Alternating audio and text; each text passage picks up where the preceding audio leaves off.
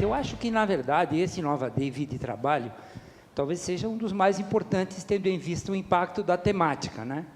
Porque o que é a vida? A vida é uma equação, de um lado tem as decisões que a gente toma no decorrer da nossa vida, e no outro, embaixo, as consequências dessas decisões. E o trabalho, a escolha do que a gente faz, seja um trabalho como empregado, como empreendedor, seja o trabalho que você tem que fazer depois, né? Porque a gente vai viver 100 anos, então, esse desafio é um desafio interessante. E vocês percebem que a gente tem um desafio grande, essa coisa da vida e do trabalho. Por quê?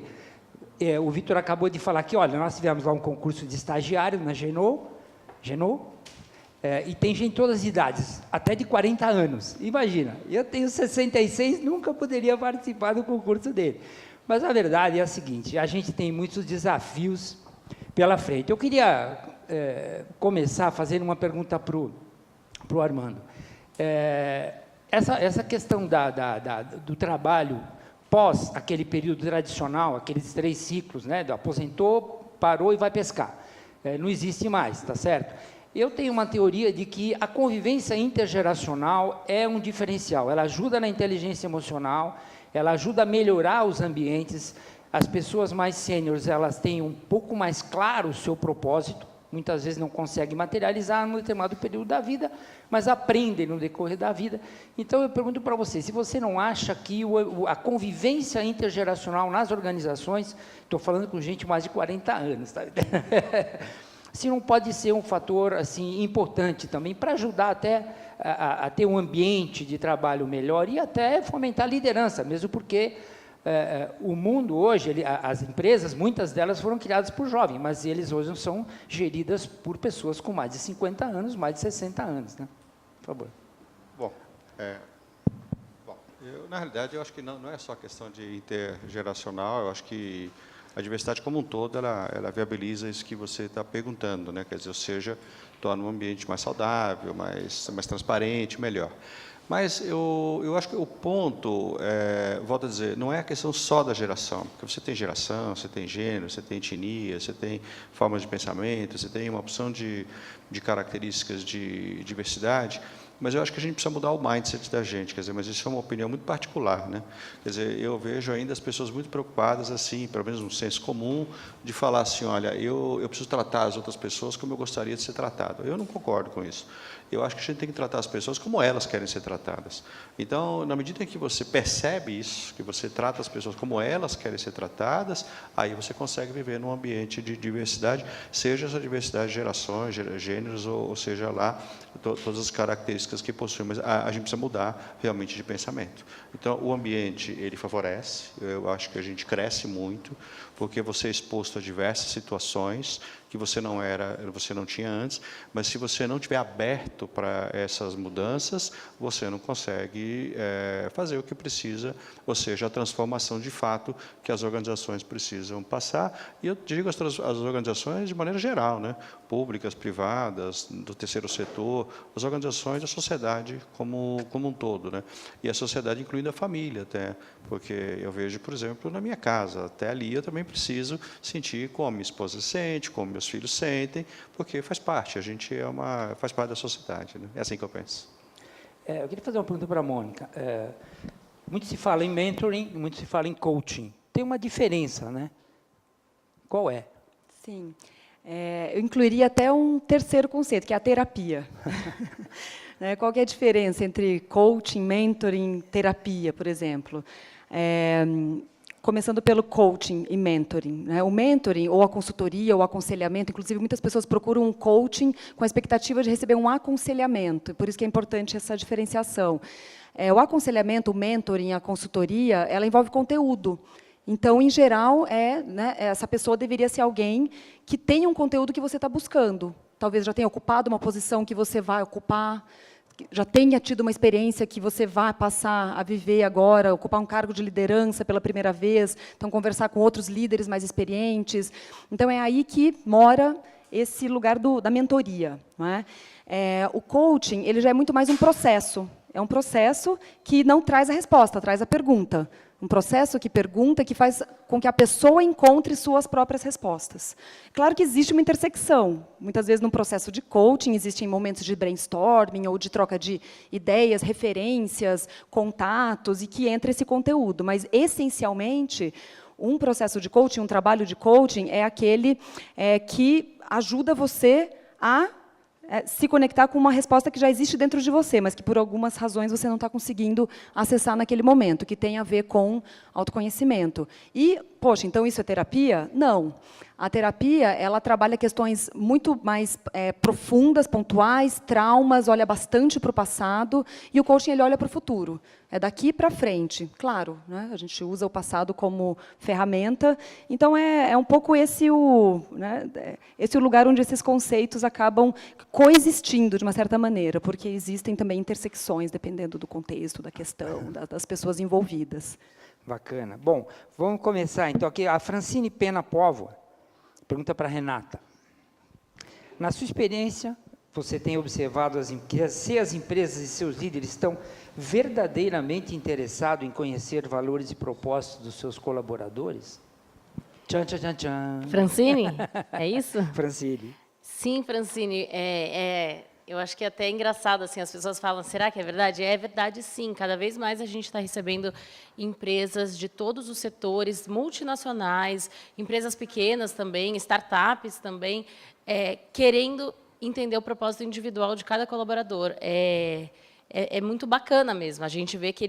Claro, por quê? Porque, no final das contas, quando você está falando de propósito, você também está falando de engajamento e produtividade.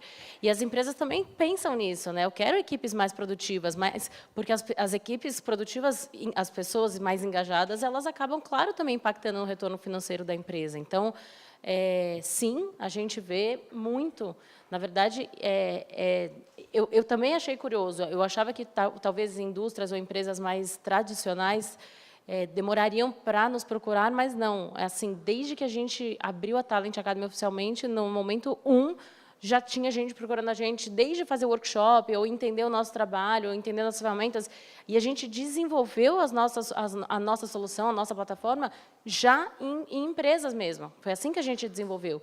Então, começamos offline, né, fazendo mão na massa mesmo, para ir entender como seriam essas ferramentas de uma forma mais escalável, porque a gente acredita muito que, quando a gente entra numa empresa, a gente, de fato, tem que dar acesso à nossa ferramenta a absolutamente toda a empresa. As consultorias tradicionais de recursos humanos, elas geralmente são mais caras, e é um trabalho que as empresas acabam utilizando só para a liderança, né, para os high performers. Então, você faz esse trabalho de desenvolvimento, geralmente, de uma forma tradicional, especialmente pelo custo, com uma pequena parcela da empresa. E a gente queria mudar essa realidade, a gente queria dar acesso a esse trabalho de autoconhecimento e autodesenvolvimento para absolutamente todo mundo numa empresa, até para o pessoal que está na fábrica, às vezes, em qualquer região do Brasil, pela primeira vez, quando um dos nossos principais clientes, que tem fábrica, pela primeira vez, essas pessoas, algumas delas, usaram computador, porque eles disponibilizaram computadores nas fábricas para todo mundo fazer a nossa ferramenta do propósito, e teve um valor incrível para as pessoas, incrível. Pessoas que ou nunca tinham tido acesso ao computador ou a alguma ferramenta online, e também pessoas que nunca na vida tiveram nenhum trabalho de autoconhecimento, autodesenvolvimento. E só de começar o nosso trabalho nessas empresas, a gente viu como aumentou o engajamento e a motivação das pessoas. Bacana. Bom, como a nossa boa parte, ou grande parte da audiência do nosso programa de pessoas que trabalham no setor público, eu vou fazer uma pergunta do Michel, que é da Fundação Anzolini, que é uma das entidades que viabiliza o Inovadei. O Michel também é do nosso time aqui, da equipe, também está sempre atento a essas questões. Então, ele diz o seguinte: considerando que a lei que regula a contratação do setor público tem provas, avaliações sistematizadas, né, aquela história do velho concurso, né?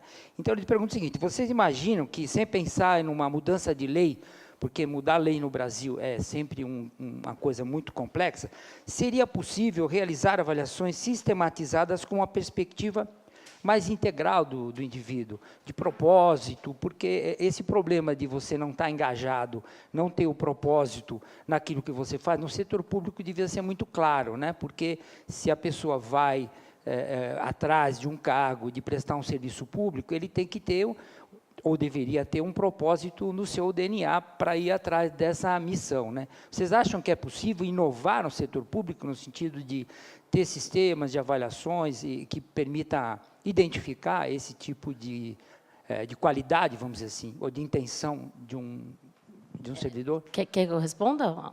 Está aberto, para tudo. Com certeza, no meu caso, eu acredito, inclusive, eu acho que o modo de recrutamento está mudando, já tem muitas startups que fazem esse trabalho de fit cultural entre organizações de qualquer tipo, seja no setor público ou privado, para justamente ver se existe o fit, né? que se combina, digamos, tanto a pessoa que está sendo recrutada quanto a organização que está recrutando. A nossa ferramenta mesmo, ela não foi criada para fazer recrutamento, mas sim, é uma forma que você pode, porque algumas empresas que a gente entrou querem usar a nossa ferramenta agora na hora de escolher novos funcionários, novos colaboradores, para justamente avaliar isso, se existe esse fit, e se o impacto que aquela pessoa quer causar está alinhado com o propósito da organização. Então, o setor público certamente pode se beneficiar de ferramentas como a nossa ou qualquer outra que exista para avaliar isso, para avaliar se está alinhado, porque a gente vê que é muito importante. Sem esse alinhamento, provavelmente o turnover é muito alto. Não sei como funciona no setor público, mas certamente, pelo menos, a pessoa não vai estar engajada se ela não sente que está alinhado, né, o propósito individual dela com o da organização que ela trabalha. Isso precisa mexer também no mindset do setor público, né, de quem traz as pessoas para dentro. Alguém mais quer comentar essa questão? Não? Eu acho que o Michel, na pergunta dele, comentou sobre o fato de não mudar, não mexer com legislação, e que realmente é uma coisa muito complicada e muito complexa hoje para o setor público. Grande parte do processo seletivo do setor público é feito via concurso público. Sim.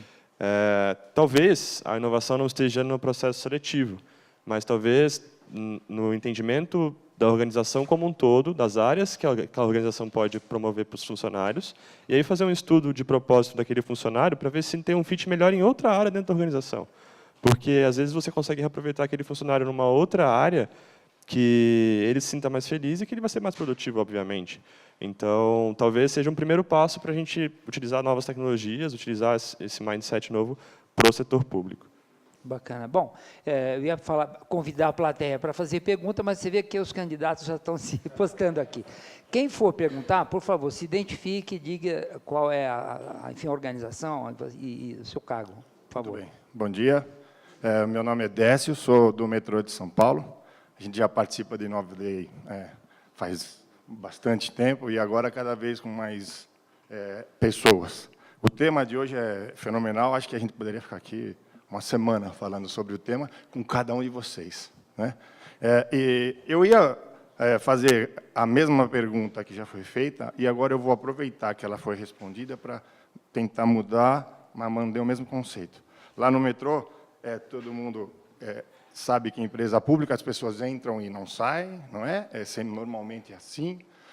A gente está tentando mudar o mindset, tanto de quem está lá dentro, quanto de quem está de fora, para aquela coisa do o setor público. O setor público pode sim ser bom, pode ser sim inovador, e pode sim pensar em propósitos que convirjam com o seu, o da empresa e o da sociedade. São 3 propósitos se juntando. Quando chegarmos nisso, acho que vai ser o top, né? Esses 2 meninos que estão aqui são gestores dos seguranças do metrô. E eles fazem parte de um grupo que sabe como chama? Somos. Olha o nome do grupo lá dentro. É uma empresa pública trabalhando com pessoas, né? Segurança, eles são chefes dos seguranças. A gente acha que tem que ser o cara bruto, né? Que nada. Agora eles estão mostrando que, para tratar com o povo, tem que ter um mindset muito estruturado para falar o que eu vou agir. Eu tenho estrutura para agir nesse momento? Se agir errado, você está tratando com o povo, não é?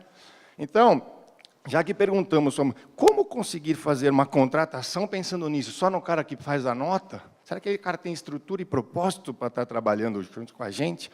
Ele vai entregar o que o público não, o que a pessoa que paga os impostos querem, né? A gente trabalha, nós somos servidores, a gente tem que ter vontade de fazer isto.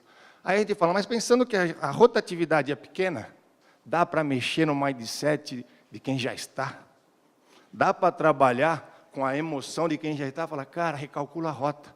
Torne-se, pense que você sim é infalível, ou você tem erros, mas não é por isso que você é ruim, não é por isso que não dá para melhorar, não é por isso para você ser e convergir para o que a sociedade quer, não é isso? Então, falei aqui de tudo, um pouquinho de cada um de vocês, né? De propósitos, de eu não preciso ser o melhor, eu tenho que ter emoção, porque na nota, às vezes, com 87%, você vai embora, não é isso?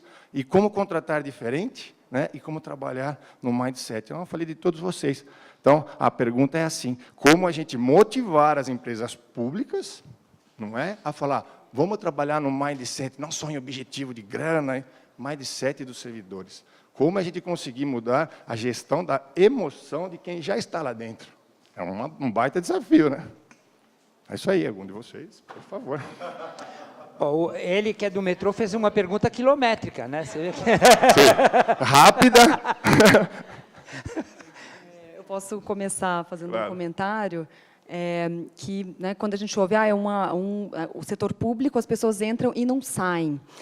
Às vezes isso é entendido com uma conotação negativa, com suas razões, mas eu encaro como uma grande oportunidade, porque, de repente, você pode fazer um trabalho de longo prazo com aquelas pessoas, porque a vida ela vai também mudando. Não é porque você contratou uma pessoa, por mais que você tenha feito um processo seletivo ultra detalhado, multidimensional, aquela pessoa ela muda também. Então, se você fizer aquele mesmo processo, talvez depois de 2 anos, o propósito dela talvez tenha se alterado um pouquinho, ou mudado de direção. Então, tendo pessoas dentro de uma instituição que ficam por um bom período de tempo, eu vejo como um mar de oportunidades, de criar oportunidades internas, né? Eu até pensei assim, nossa, uma academia emocional, né, dentro do metrô de São Paulo, oportunidades para que as pessoas tenham essa possibilidade de se manterem conectadas, conscientes. A gente até considera o propósito na The School of Life como uma habilidade emocional. Como assim?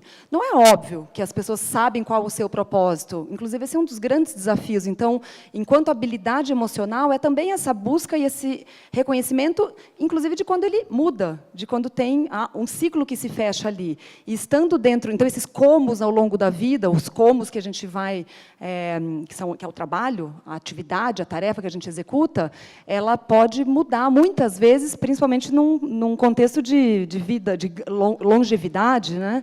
E tendo esse ambiente, né, longevo e também de baixa rotatividade, eu vejo como uma grande oportunidade de criar espaços internos para que as pessoas possam se colocar e refletir. E a organização também estar aberta a criar uma movimentação interna conforme essa reflexão, né, para dar vazão a tudo isso que possa surgir.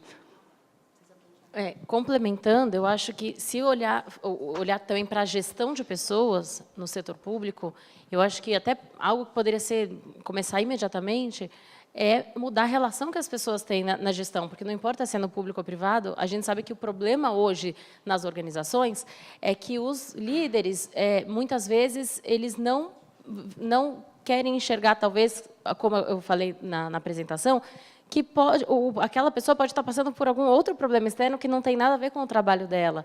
Então, fazer com que as pessoas consigam se colocar no lugar dos outros e entender, talvez, por que aquele funcionário, às vezes, aquele colaborador, não está num dia bom, e estimular que as pessoas tenham mais confiança com seus chefes e além disso, tenham mais transparência mesmo, melhorar a comunicação das pessoas, que a nossa ferramenta, no final das contas, ajuda isso, a você entender quais são os problemas ou também quais são os pontos positivos que, às vezes, não estão sendo explorados daquela pessoa e o que motiva aquela pessoa. Tudo isso, você, na verdade, abre uma porta para as pessoas conversarem mais, né, se entenderem melhor, dialogarem, e às vezes é o que falta, independente, acho que da empresa, da indústria, do setor, muitas vezes, por exemplo, aquele colaborador, ele simplesmente não se sente valorizado, ou ele não sente que você está explorando o melhor dele, ou não é exatamente o que ele gostaria de fazer, né? Acho que, como ele falou, que às vezes a pessoa não está exatamente na função que ela está, você está usando o melhor dela, ou o que ela gostaria realmente de fazer, e muitas vezes falta isso, falta comunicação. Então, a gente acredita que as pessoas têm que aprender a conversar mais e ter desenvolver mais laço de confiança mesmo entre si.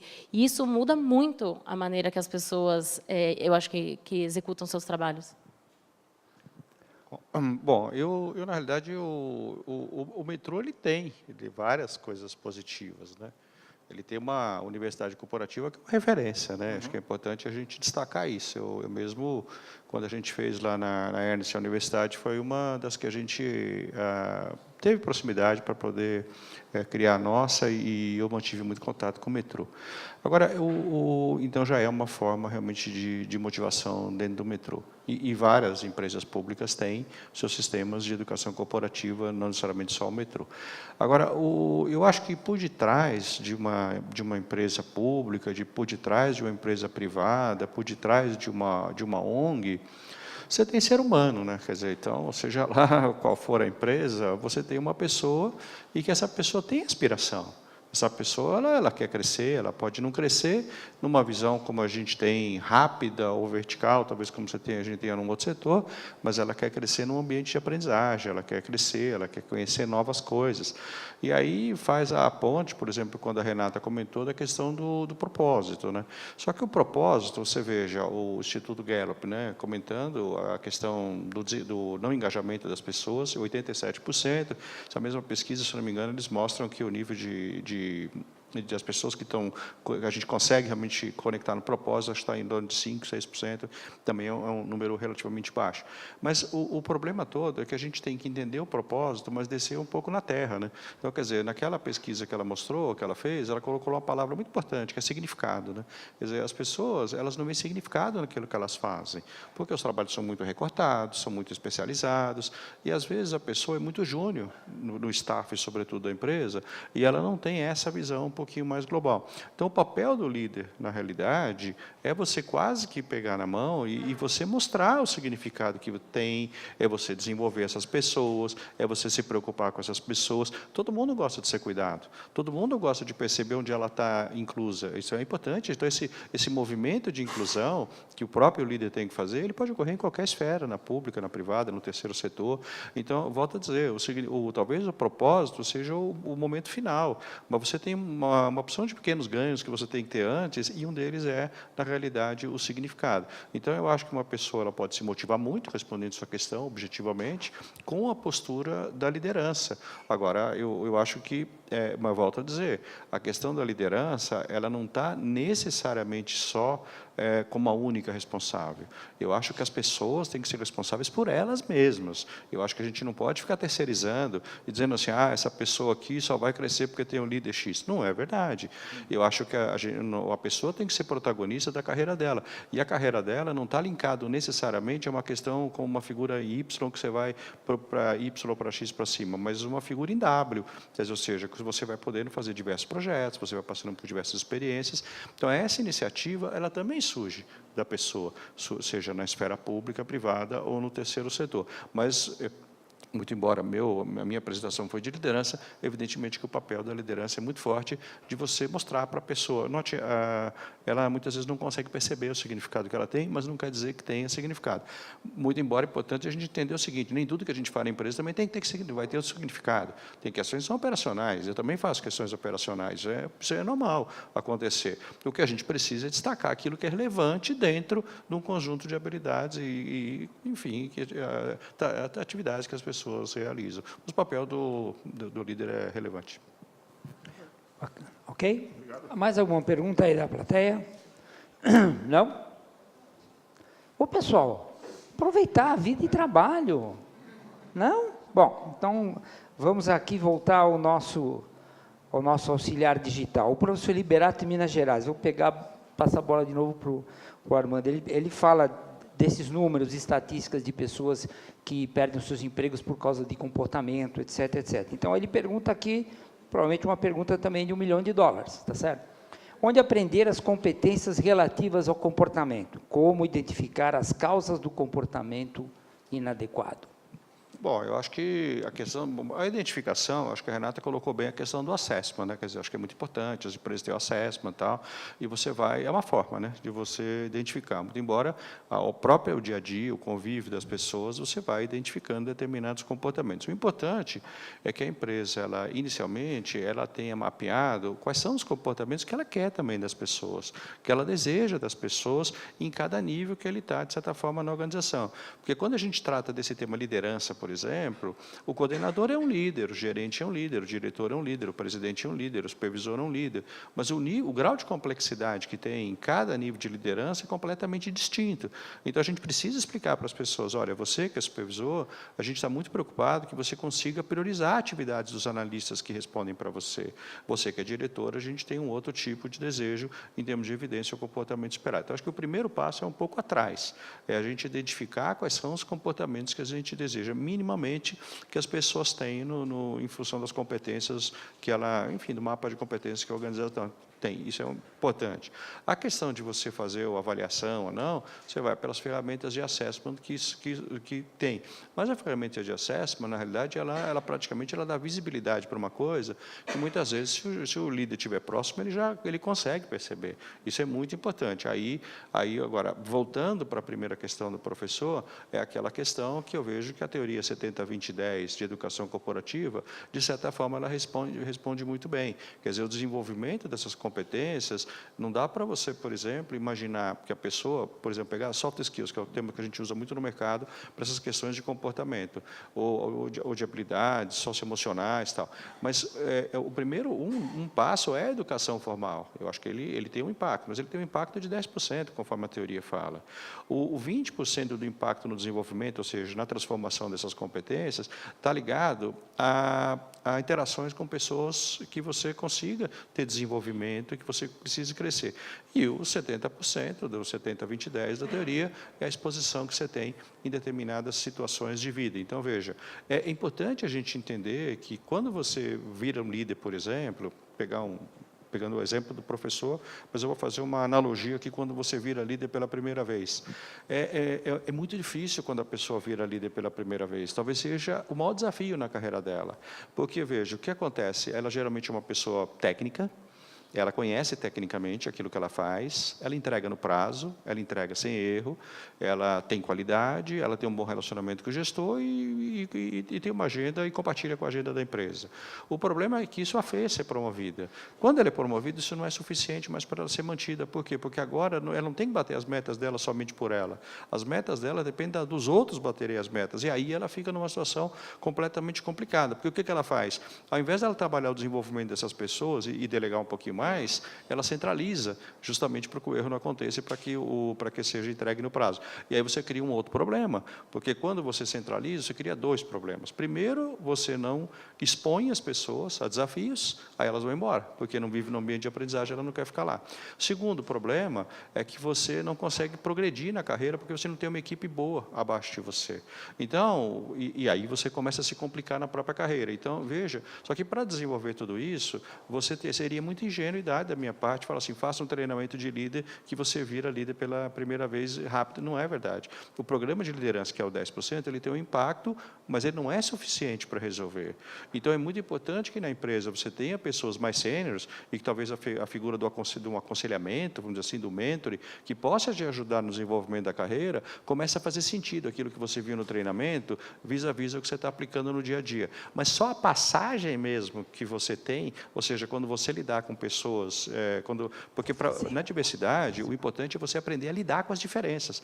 E só quando você viver essa experiência, é que vai começar a fazer sentido. Bom, aquilo que eu aprendi no treinamento, aquilo que o mentor deu para mim, e agora na prática, eu acho que a gente começa a fechar o desenvolvimento de soft skills. Agora, a gente tem que lembrar, né? As pessoas têm valores diferentes, elas têm personalidades diferentes, elas têm momentos de vida diferentes, elas têm histórias de vida diferentes. Então, é claro que eu acredito que todo mundo pode ser desenvolvido, todo mundo, mas alguns vão chegar mais para cá, alguns vão chegar mais para cá, em função das próprias características das pessoas.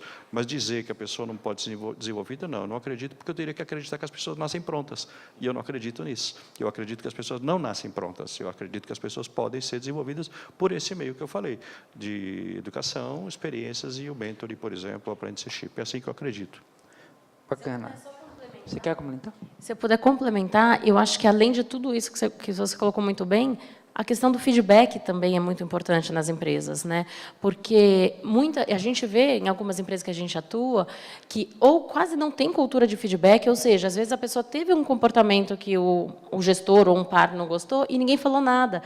Então, é claro que essa pessoa não vai mudar, porque se ela não tem nem consciência de que aquilo foi feito, não foi legal ou poderia ter sido diferente, como que ela vai continuar se desenvolvendo? Então, é importante estimular essa cultura de feedback contínuo. E nas startups é muito comum esse modelo agile que a gente, acho que ouviu, né, do Armando no início, de você todos os dias ter uma reunião de 10 minutos, 5, 10 minutos em pé para todo mundo falar sobre o desempenho de todo mundo, ou às vezes sobre algo, como é que foi feito o trabalho, se todo mundo gostou. É um modelo diferente, porque as empresas mais tradicionais ou corporações mais tradicionais têm uma vez por ano, e olhe lá, uma avaliação de desempenho para falar, lembra, em dezembro ela fala, lembra em janeiro que você fez aquilo que eu não gostei? Então, assim, tem que mudar também esse mindset de você fazer uma avaliação anual de desempenho, ou nunca dar um feedback, ou só nessa avaliação que você vai dar feedback sobre o trabalho da pessoa de 10 meses atrás. Então, talvez essa cultura de você sempre, naquele dia, aconteceu alguma coisa que você não gostou, que você acha que a pessoa poderia ter feito melhor, já chega e fala, olha, eu posso te dar um feedback, a gente pode conversar rapidinho, tomar um café. Acho que estimular e criar esse hábito de você mostrar para as pessoas o que elas podem melhorar, o que talvez poderia ter sido diferente, no momento que aconteceu, você vai evitar que aquela coisinha desse tamanho vire algo gigante lá na frente, porque ninguém falou nada. Porque, às vezes, a pessoa fala, poxa, por que não me falou isso antes? Sabe? É uma coisa que eu poderia ter mudado. É que a questão, é exatamente a pergunta que eu ia fazer, em relação ao reconhecimento. Porque o que acontece na vida, uma das grandes frustrações que o ser humano tem, né, é que ele espera, depois de fazer alguma coisa, que alguma coisa venha em troca como reconhecimento, como dizer, olha, você me ajudou. Aí muitas vezes não acontece. Então, se você aprende a não ficar esperando isso na vida, né, você sofre menos e se decepciona, de certa forma, menos com as pessoas. Agora, nas organizações, é importante ter esse reconhecimento, né? Esse feedback que você falou. Mas no caso, eu estava falando do feedback negativo, sim, digamos, não, né, o sim, que poderia melhorar, sim. mas o reconhecimento, que é o feedback positivo, é tão importante quanto. E a gente vê nas empresas que as pessoas, quando elas se sentem reconhecidas e valorizadas, o desempenho delas é muito maior, porque as pessoas precisam, sim, desse reconhecimento, e a gente precisa ter consciência disso. Se alguém fez uma coisa bacana, vale falar, nossa, muito legal, isso faz diferença. E, para nós, não custa nada você valorizar alguém ou reconhecer que ela fez algo positivo. Então, sem dúvida, é muito importante. Essa é uma dificuldade que as pessoas têm, né? É difícil chegar para um irmão, para a sogra, né? Dizer, eu te amo. É uma coisa difícil. Esse reconhecimento que vai da vida. Eu sei que nem todo mundo ama a sogra, vamos deixar claro aqui, tá certo? Mas tem algumas sogras, como a minha, que merecem todo o amor. Bom, Michele. Esse microfone, né? Que esse aqui está desligado. Eu fiquei pensando, né? Enfim, a gente tem hoje empresas que, antes de cumprimentar as pessoas, perguntam como elas estão se sentindo. E eu queria saber de vocês, também é uma pergunta, acho que essa é de 2 milhões de dólares, não 1 milhão de dólares. A que vocês atribuem, aí qualquer um pode responder, essa mudança? O que está acontecendo com o mundo que a gente tem a necessidade de fazer um processo de seleção às cegas para contemplar a diversidade, que a gente fica tentando entender como é que um líder pode ser empático, como é uma escola das emoções, uma conexão com o propósito. O que está acontecendo nessa era que a gente começa a ter essas necessidades? Eu não sei se isso tem resposta, mas é um questionamento que eu tenho vivido e falo, por que a gente está fazendo tudo isso? Eu vou começar respondendo, mas acho que essa resposta vai longe. Eu atribuo muito ao fato da valorização da diversidade. Acho que fica claro para todo mundo hoje que quanto mais gente distinta pensando o mesmo problema ou vivendo na mesma situação, mais você consegue resolver aquele problema de uma forma mais rápida ou de uma forma diferente. Então, se você traz ideias, pessoas... E aí a diversidade que eu estou falando aqui não é de gênero, não é de idade, é no sentido global da palavra, gera a necessidade da gente mudar o nosso comportamento, mudar a nossa forma de ver as coisas, os problemas e a vida como um todo. Alguém mais? Tem. Olha, na realidade, assim, a vantagem de você ter a minha idade é que você já passou por várias coisas, né? E a gente não tinha espaço nas empresas quando eu tinha a idade de vocês para trabalhar. Essa é a grande realidade. Mas a gente tinha os mesmos desejos. A gente também queria crescer, a gente também queria ser feliz, a gente também queria ganhar mais, a gente também queria ter mais tempo. Quer dizer, quando eu vejo, por exemplo, primeiro eu não gosto muito desses rótulos assim, geração Y, milênio, Z, X, não sei o quê e tal, porque eu acho que fica assim fica muito dicotômico. A pessoa é isso ou aquilo e tal. Mas evidentemente que por exemplo, eu também quero ter qualidade de vida, eu também quero ter trabalho voluntário, eu também quero ganhar mais, eu também quero subir mais rápido. Então, eu já cheguei à conclusão que eu sou geração Y, né? Meu corpo não ajuda, mas eu sou geração Y. Quer dizer, a grande diferença, eu acho que não está aí. A grande diferença está em como você lida com a hierarquia. E hoje você lida com a hierarquia de uma maneira muito diferente de quando a gente vivia na década de 70, 80, que você lidava de forma diferente. Então, eu acho que as pessoas têm mais voz hoje. As pessoas se colocam mais. Então, os desejos são outros. A gente vive num ambiente de muito mais diversidade do que a gente vivia. Só que isso é muito legal. O que a gente precisa é aprender a lidar com esse ambiente, porque a voz tem. Agora, o problema é que, do outro lado, muitas vezes, você não tem um gestor com repertório. Porque a pessoa, hoje, ela é assertiva, ela pergunta. E se a pessoa que está do outro lado não tem repertório, fica muito difícil a complicação. E aí, por exemplo, colaborando um pouco no que a Renata falou, quer dizer, ou seja, nessa questão de você desenvolver as pessoas, eu acho que tão importante quanto o feedback é o feed forward. Quer dizer, porque, veja, você aponta, tudo bem, porque, veja, a pessoa, você pode pontuar para a pessoa determinadas coisas, tal, tem que melhorar, tal. O problema é que ela não sabe como fazer isso. E aí, o pior dos mundos seria o gestor pontuar e também não saber como ajudar essa pessoa. Então, o feed forward é no sentido do líder, ele colaborar para que a pessoa tenha esse desenvolvimento. Então, é nisso que eu vejo. As pessoas hoje estão mais abertas, elas querem feedback, mas só o feedback não tem sentido se não vier algo depois. E o algo depois é essa trilha que você, de certa forma, precisa percorrer. E que não é necessariamente, volto a dizer, uma trilha de treinamento, muito embora eu seja professor e valorizo muito, mas você tem outras formas, inclusive de educação informal, que você pode se desenvolver. Então, o feed forward, ele vem um pouco mais nessa linha. Mas toda a base está porque a sociedade é muito mais diversa, muito mais transparente, e é melhor a gente ser assim. É importante a gente valorizar. O que era, não era legal, a gente não se dava bem. Hoje que é gostoso, agora não é fácil a gente lidar, né? Ou seja, é um desafio, né, para a gente aprender a lidar com as novidades, para todas as pessoas, quem está de qualquer lado, né? Porque nesse ambiente, por exemplo, que você estava falando, de gerações mais jovens entrarem nas organizações, 75% da força de trabalho em 2025 vai ser da geração milênio, cada vez mais a gente vê também um outro quadro, que são pessoas mais novas liderando pessoas mais sêniores. Isso tem acontecido muito no mercado, e que é difícil para a pessoa mais velha, como é difícil para a pessoa mais nova. É muito difícil para cada uma dessas pessoas. Então, a gente tem que respeitar as diferenças. O primeiro passo eu acho que a gente respeitar as diferenças. A gente não precisa concordar com a opinião, mas respeitar a gente precisa. Alguém mais comentar? Claro. Eu estava pensando, né, que enquanto busca, não acho que seja um fenômeno recente, né, essa busca por realização, busca pelo Aristóteles, né, grego antigo, na Grécia Antiga já falava que o grande objetivo do homem é ser feliz. A busca das buscas é a busca pela felicidade. O Nietzsche, né, filósofo alemão, né, falava que um dos grandes objetivos da vida é nos tornarmos quem realmente somos. Então, enquanto busca de condição humana, eu acho que é um fenômeno bastante antigo, mas eu acho que a novidade, talvez, esteja nessa abertura do leque do mundo do trabalho, e que o ser humano começa a enxergar na arena profissional essa possibilidade de se realizar também de uma forma mais completa. Então, na minha visão, né, pela vivência que a gente tem tido, essa que tem sido a novidade. Poxa, e que eu acho que traz uma armadilha também, porque, de repente, deposita-se uma expectativa excessiva sobre a vida profissional. De repente, todos os seus problemas, toda a sua realização precisa acontecer na vida profissional. E não necessariamente, porque é um todo. Nossa vida é um leque composto por não somente trabalho, lazer, família, vida social, enfim.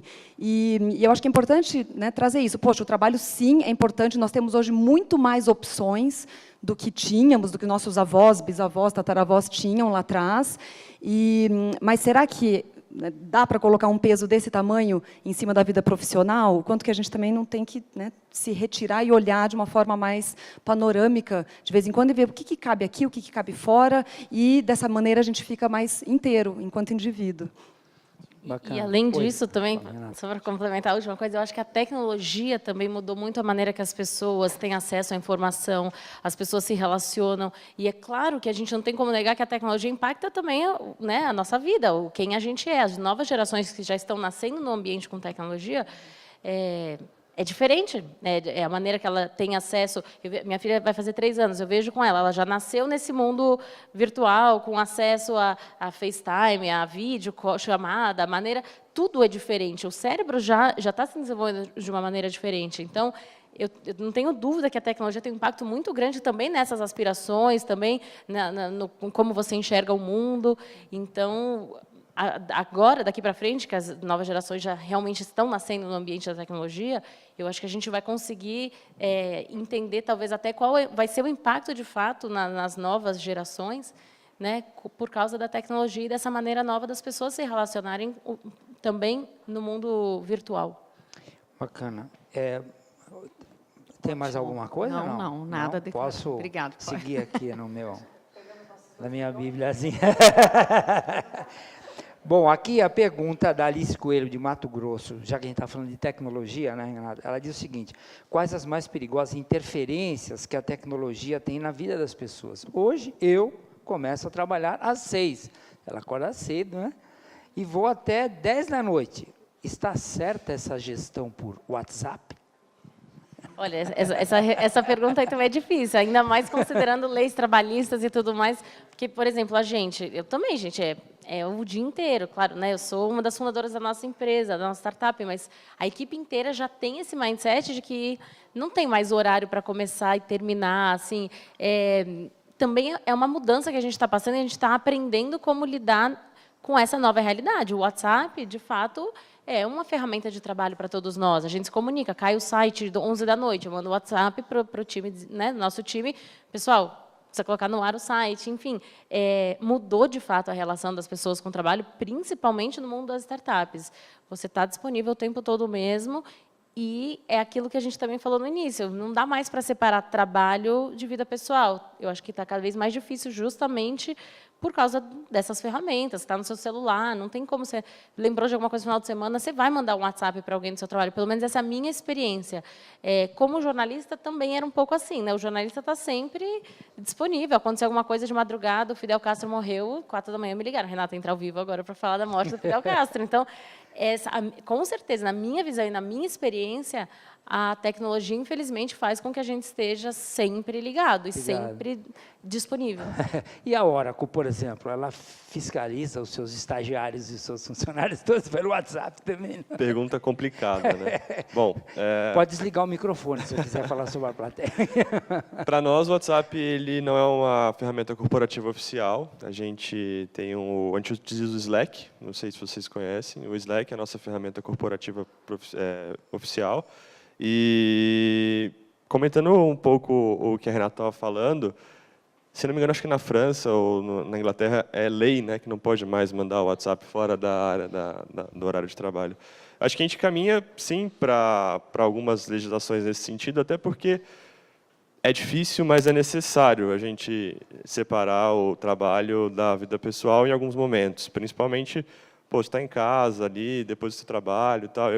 Pessoalmente, eu costumo deixar o telefone no modo avião depois das 10h30 da noite, não é um horário tão cedo assim, né? Mas, como gestor, eu me policio para não importunar muito o pessoal do meu time depois do horário. Mas, assim, acho que cada um vai sentir a necessidade de acordo com a sua profissão e com a sua função também. Você quer comentar também, não? Eu acho que tem uma questão, que é um desafio adicional que chega para o ser humano, uma nova responsabilidade, uma autorresponsabilidade, é uma decisão, muitas vezes, individual, né, do assumir as rédeas, né, do quanto que, é claro, existem regras estabelecidas, mas a gente vive aí num contexto muito mais incerto, com menos clareza de horário, de etiquetas, de devo, não devo, certo, errado. Acho que esse certo e errado, a partir de um certo momento, ele se torna uma decisão individual também, né, de estar consciente daquilo que, né, dos seus próprios limites. Então, não diria é certo, é errado, para mim, né, qual que é o meu limite? E acho que é esse um convite a mais que a gente recebe nesse tempo, né, de desafios aí de tecnologia. E aí, Armando, Os líderes usam o WhatsApp Usam, claro que para os usam. seus liderados? Mas nos seus liderados? eu acho que como Vitor, eu tomo muito cuidado, assim, quando eu passo o WhatsApp para as pessoas, não só o WhatsApp, de uma maneira geral, a tecnologia, porque na realidade você pode importunar as pessoas nos horários que não são legais, e eu avalio mesmo. Nem toda vez que eu recebo uma mensagem, aquilo precisava ser passado naquele momento, né? É que a pessoa passa às vezes para esquecer, né?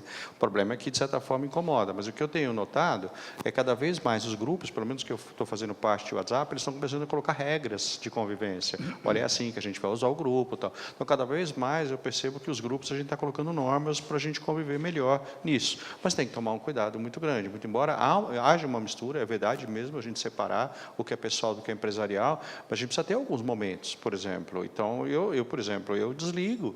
No e-mail, por exemplo, quando na sexta-feira, 6 horas da tarde, eu vejo no domingo de manhã, ou no domingo à noite. Então, eu fico um tempo, porque senão eu não consigo me desconectar. Por exemplo, as minhas mídias sociais, eu gosto muito de tecnologia, mas, por exemplo, eu cheguei a uma conclusão que eu preciso dar atenção para a minha família. Então, das 7 horas da noite à meia-noite, eu não entro em mídias sociais, todos os dias na minha casa, eu não entro. E se você entrar nas minhas mídias, você vai ver que estou super conectado, mas eu não entro nesse horário. Esse horário é para a minha família. Você tem que ter alguma disciplina, porque senão você entra num ciclo que você não sai mais. Eu estabeleci esse, não sei se é o melhor para mim, mas está sendo, pelo menos, imagino eu, para a minha família, porque eu dou atenção. Por quê? Porque eu durmo tarde, acordo cedo, então quando minha família vai dormir, aí eu vejo minhas mídias, eu não estou incomodando ninguém. Mas é a solução que eu encontrei para mim, não sei se é a melhor para as pessoas. A gente precisa ter alguns limites nesse tipo de coisa, senão fica inviável, né? Entendeu? Bacana. Bom, pessoal, a gente está encerrando aqui o Nova Day. A gente podia ficar falando aqui horas sobre esse tema, vida e trabalho e vida, podiam ficar até pela qualidade dos nossos palestrantes aqui, mas queria agradecer, então, a presença de todos aqui ao vivo, para assistir ao vivo o nosso bate-papo, o pessoal que está nos assistindo pela internet, já que é o Nova Day, eu vou fazer também um registro, além daqueles que a Michele fez.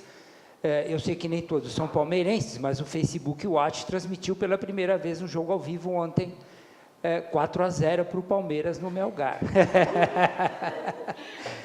De toda forma, são inovações que a gente vai colecionando no dia a dia, e isso, com certeza, como a gente está falando agora um pouco do WhatsApp, vai interferir muito na nossa relação com o trabalho, com as pessoas, com a família, com tudo que acontece conosco. É por isso que existe o Nova Day. E o nosso próximo Nova Day será no dia 31 de maio. Então, assim, o conteúdo em vídeo dessas apresentações de hoje estarão no site do Nova Day, e vocês fiquem ligados nas redes sociais, no site do Nova Day, que as informações a respeito do tema, a gente vai fazer em breve a nossa reunião de pauta, para definir o tema, sempre procurando alguma coisa que seja realmente, que possa contribuir para o debate, né, da inovação, na relação do governo, do cidadão, na relação entre as pessoas. Fiquem atentos que lá a gente vai informar qual será o nosso tema. Agradeço a todos, um bom fim de semana e até o próximo Nova Day.